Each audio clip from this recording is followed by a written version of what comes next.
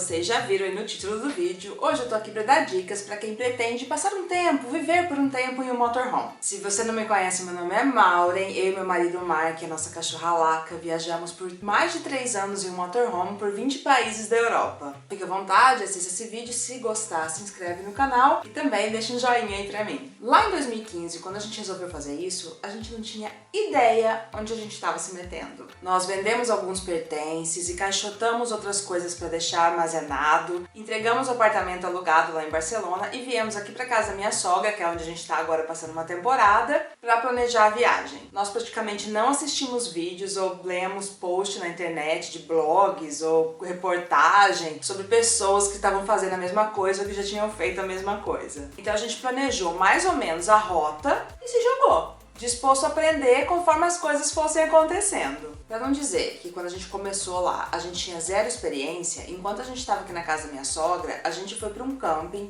pra 2 campings diferentes na verdade, aqui pertinho, tipo, lugar perto, 20, 50 quilômetros de distância, pra ver como é que era. Isso assim, pra passar uma noite, 2 noites no camping. Era verão aqui e tava tão quente que a gente foi com a Laca, minha cachorra, e tava tão calor que a gente teve que trazê-la de volta, porque ela ficou muito ofegante, eu achei que ela tem um treco. Tem vlog sobre isso aqui no canal, eu vou deixar os links aqui onde tem negocinho mostrar mais, então o link vai estar ali para as 2 vezes que a gente saiu antes. Na segunda vez que nós fomos fazer esse teste, a gente nem levou a Laca, porque tava muito quente, a gente já sabia como ia ser. Mas vamos às dicas, que eu vim aqui para dar dicas para quem tá querendo fazer isso, pense em fazer isso um dia. Essas dicas especificamente é para quem realmente pretende passar um tempo assim razoável para viver, mesmo 1 ano, 2 anos ou mais, mas pode servir para você que tá pretendendo passar umas férias no motorhome também. Dica número 1: se você está pensando em comprar um motorhome, empreste um antes, se você tiver essa oportunidade, ou alugue. No primeiro ano nós viajamos com o motorhome do meu sogro, emprestado, o motorhome dele estava aqui parado, e daí foi que a gente teve a ideia, falou, por que não pegar o motorhome e viajar por 1 ano, tal, tô lá parado mesmo? Só que daí depois que a gente passou 1 ano, a gente resolveu que queria ficar mais. Aí a gente acabou comprando o nosso. Só que se fosse para investir lá no começo em um motorhome desde o começo para nós, mesmo assim acredito que nós viajaríamos no motorhome do meu sogro, sei lá, 20 dias, 1 mês. Pra quê? Pra saber o que a gente gosta, o que a gente não gosta nessa vida de motorhome, pra ver se é realmente isso que a gente quer e entender também como é que funcionam as coisas. Então, por exemplo, quando a gente foi comprar o nosso, a gente já sabia que queria um motorhome menor do que o do meu sogro. Nós já sabíamos o que nós gostávamos naquele motorhome e o que nós não gostávamos. Quais eram as nossas necessidades. Então, o que tinha naquele motorhome que era demais pra gente e o que faltava naquele motorhome, na nossa opinião, na nossa experiência, pro que a gente precisava. Por exemplo, no motorhome dos meus sogros tinha micro-ondas. A gente não usava micro-ondas pra nada, só ocupava espaço mesmo, então era um espaço que se o motorhome fosse nosso, a gente poderia usar com outra coisa, tirar o micro-ondas, colocar uma porta. A gente usava o micro-ondas para colocar essas sacolas do mercado, sabe? Que a gente leva, tipo eco bag. Então elas ficavam dentro do micro-ondas, porque usar o micro-ondas como micro-ondas mesmo, a gente não usava. E mesmo o motorhome dos meus sogros sendo maior do que o nosso, a gente achava o layout dele por dentro, o design, muito apertado. Tinha muito armário, muita coisa.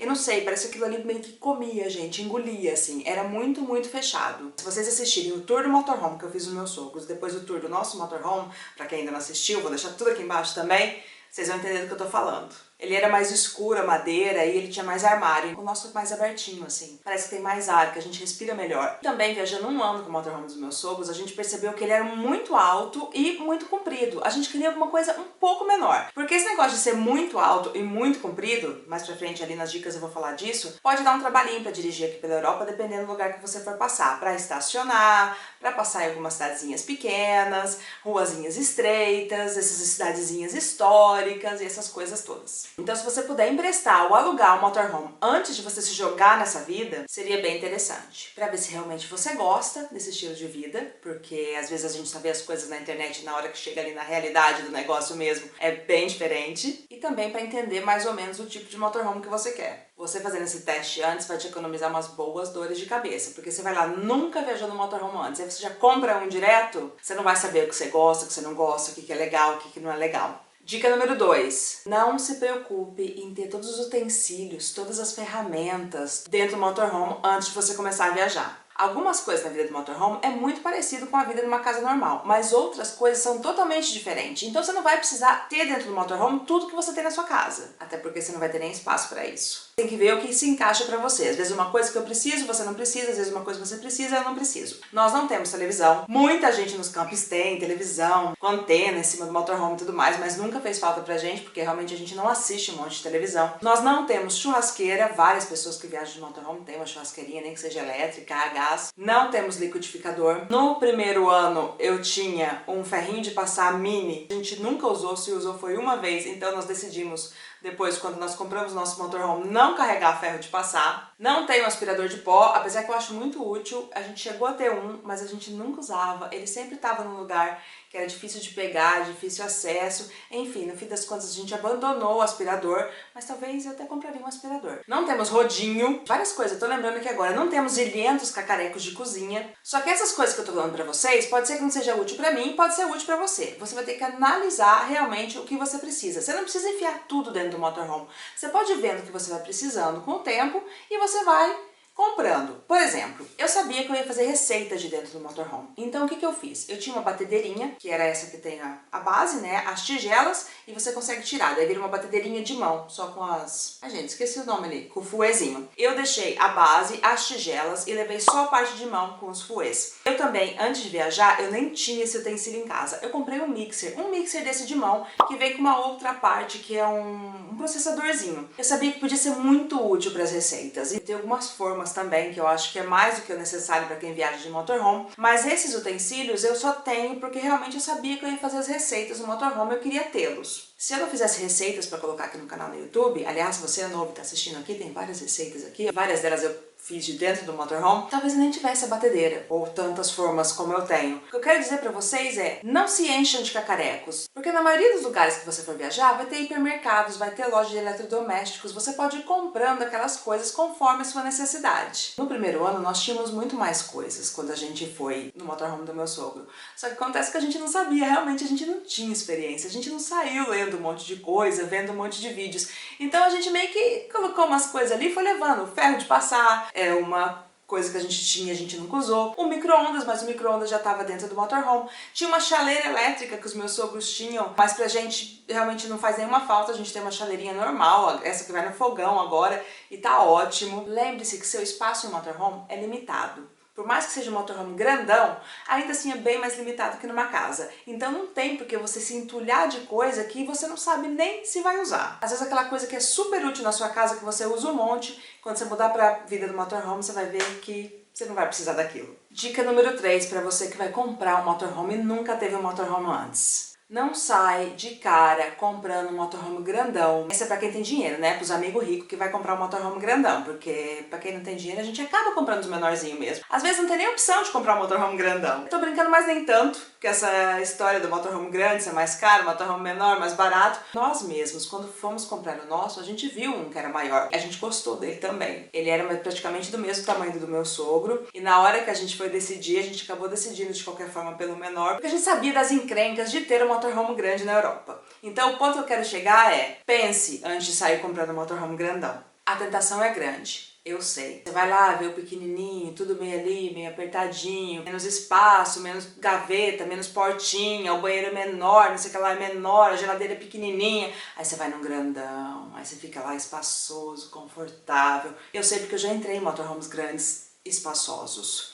E realmente, quando a gente tá no nosso pequenininho, a gente vai no grandão, é uma sensação de que, ai meu Deus, quanto espaço! Mais espaço é mais conforto. Eu sei. Só que o ponto que eu quero chegar é, se você for comprar um motorhome grande, você tem que saber o que você está fazendo. Para não dizer que ninguém te avisou antes, eu vou avisar aqui. Nas travessias de ferry boat, você vai pagar mais caro, porque normalmente é calculado pelo comprimento e pela altura do seu motorhome. Alguns campings também faz o preço do espaço pelo comprimento do seu motorhome. Na maioria das vezes, o pedágio vai ser mais caro para o motorhome maior. Estacionar em alguns lugares pode ser uma grande missão, passar por algumas estradinhas e alguns lugares na Europa também. Por exemplo, aqui na Europa tem muito trem e tem muito lugar que você vai passar com motorhome, às vezes até região meio central, assim, tal, dentro de uma cidade, na periferia de uma cidade, tem aqueles limites de altura, porque tem uma ponte de trem, então você passa por debaixo ali do trem. A gente já teve casos de eu ter que descer do motorhome, porque a gente não tinha placa antes avisando da altura, ou se tinha, a gente não viu, e tá num lugar movimentado, e eu ter que descer do motorhome e ajudar o Mark voltar com a rua meio movimentada, porque a gente não tinha visto, a gente acabou entrando numa rua e não tinha como voltar, a não ser dando ré, num lugar um pouco movimentado. A gente passeando pela Itália, teve estradinhas que a gente não pôde entrar, pela Itália, pela França, por outros lugares também, porque elas têm limite de largura e comprimento do veículo que você vai entrar ali. Então você tem a altura, a largura, o comprimento. O motorhome grande é muito legal em vários aspectos, só que ele pode te limitar em outros aspectos. Só vou dar um exemplo aqui bem simplesinho, porque foi da nossa experiência. O motorhome do meus sogros tinha quase 7 metros de comprimento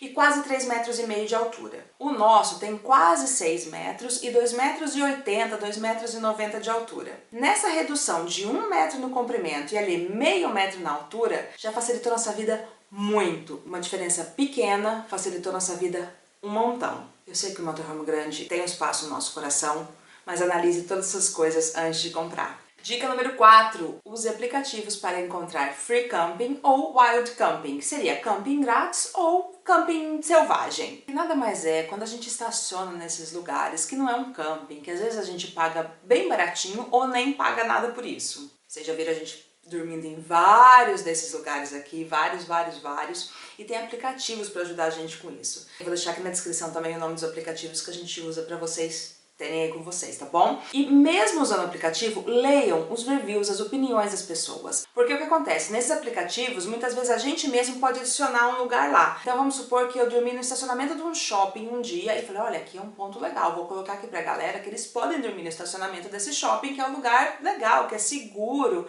E deu tudo certo e eu dormi nesse estacionamento desse shopping. Só que depois vieram várias pessoas que viram que eu adicionei isso no aplicativo e também dormiram lá. Só que eles tiveram um problema, do tipo, jovens fazendo muito barulho durante a noite, acontece várias vezes, isso nem me incomoda muito. Dirigindo, bebendo pelo estacionamento.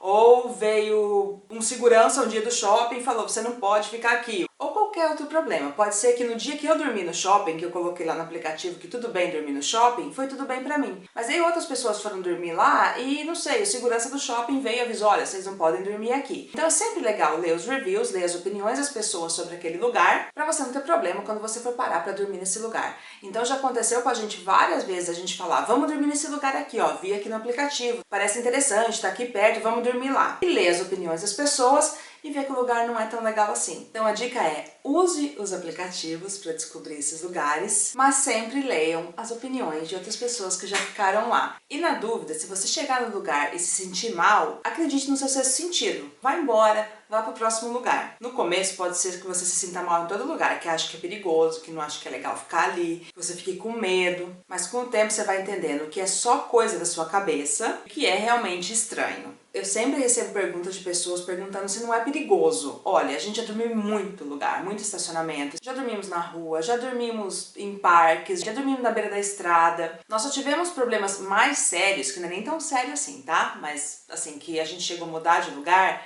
2 vezes. Uma vez, foi mais no começo, a gente tá vendo que o motorhome dos meus sogros foi no primeiro ano. Aqui na Espanha, nós paramos em um estacionamento de um supermercado e tava tudo tranquilo, numa cidade pequena. Só que daí num ponto, chegaram uns caras numa van, uns 6 caras, e eles abriram a frente da van, ficaram fingindo que estavam olhando o motor, alguma coisa, mas na verdade eles não estavam olhando nada, eles estavam rondando o motorhome.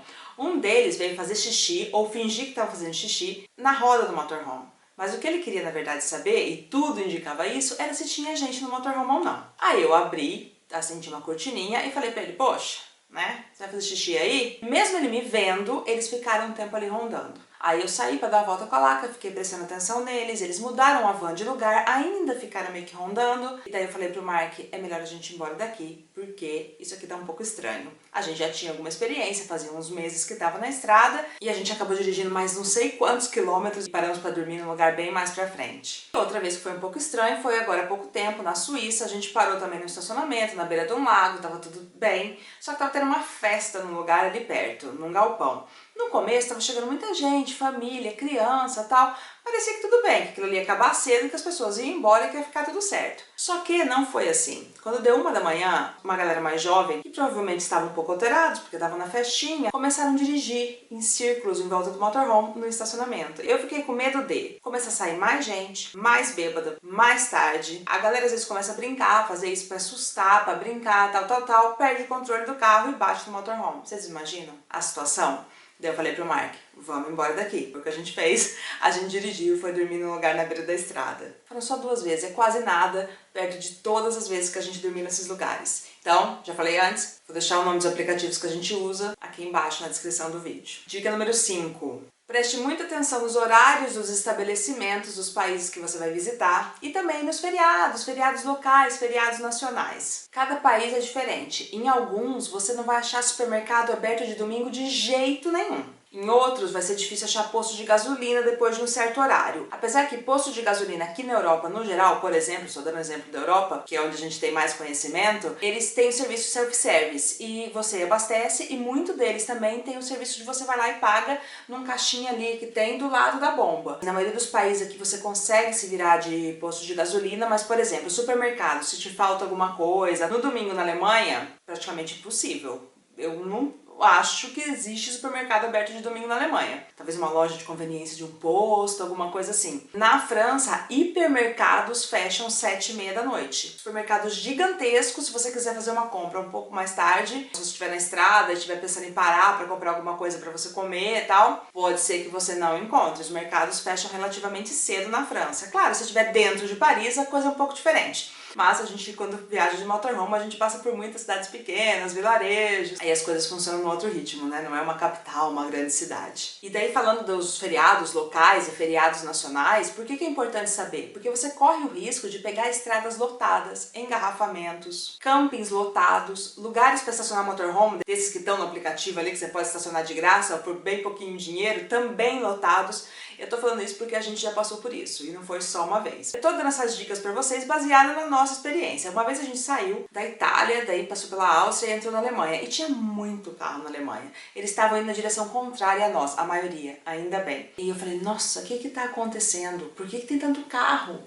Aí depois a gente descobriu que era um feriado. A gente tentou parar num posto, eu não lembro se foi para comprar água, se era para comer alguma coisa, e o posto de gasolina estava tão lotado que os caras até conseguiram bater o carro dentro do posto de gasolina. A gente podia ter esperado mais um dia em algum lugar para viajar no dia seguinte, só que a gente estava desinformado, não sabia desse feriado, pegamos estradas lotadas. Tem algum grande problema nisso? Não, é só para evitar estresse mesmo. Nos feriados também os campings podem ficar lotados, aí você chega no camping, dá com a cara na porta, aí você tenta estacionar em algum lugar para dormir, tá tudo lotado porque os campings estão lotados e a galera estaciona daí em qualquer lugar para dormir. Feriado é uma coisa assim, se tiver no lugar, deve você esperar um pouquinho ali uns dias, esperar o feriado passar, é bom também. Eu espero que vocês tenham gostado desse vídeo, eu fico muito feliz de poder ajudar vocês a viajar de motorhome ou de outras formas. Eu já falei antes, mas repito, se você gostou desse vídeo, deixa o joinha aqui embaixo pra mim. Se não tá inscrito no canal ainda, se inscreve no canal. Se você tem experiência com viagem de motorhome, quer deixar sua dica aí embaixo pra galera, deixa, as pessoas leem os comentários, então eles podem ter mais dicas ainda, aprender mais ainda. E a gente se vê no próximo vídeo,